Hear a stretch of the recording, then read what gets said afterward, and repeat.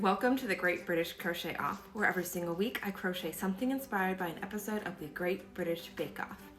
We are currently covering Series 6, and this is episode 4, Dessert Week. As always, while I will not be discussing who left or who got Star Baker, I will be talking over the specific challenges. So if you're doing a watch along and you haven't seen this week's episode and you don't even want that level of spoiler, this is your opportunity to hit that little bookmark button and save this video until after you've watched this week's episode. So as I said, this was dessert week, and the challenges this week were creme brulee. It was, the technical was a Spanish vintort. Is it vintort or windort? I don't know. That's what it was.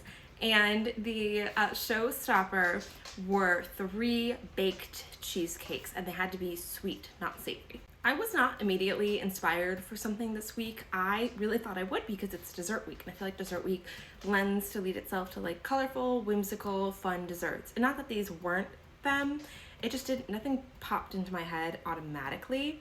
So what I ended up doing was just like staring at the Wikipedia entry for this episode for a while and just like thinking about all the different challenges.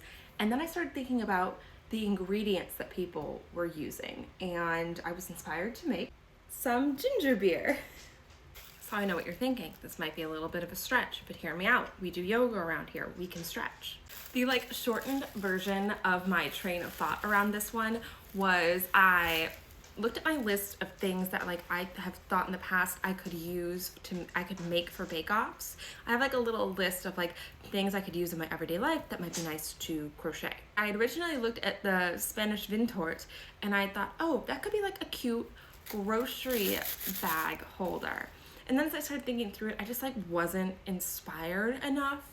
So then I was thinking about the other ingredients people use, and I thought about, I think it was Matt used candy to make his cheesecake. So then I started thinking about like maybe making one that looks like a candy bar.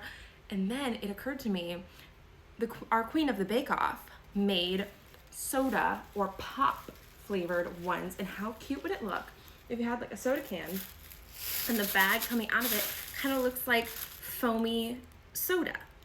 And I don't really use a lot of these. I recycle 99% of these like plastic t-shirt bags that I get. But the only ones I do use are to clean out Violet's litter box. Hence, this is Violet's ginger beer. So you pull the bags out through the top here, and then this is not sewn up in the back, so you can stuff more in through here. So now I can find all the ones in them that don't have holes, and I can put them in here, and they are ready to make Miss Violet's little litter box a happier, cleaner, and less stinky place.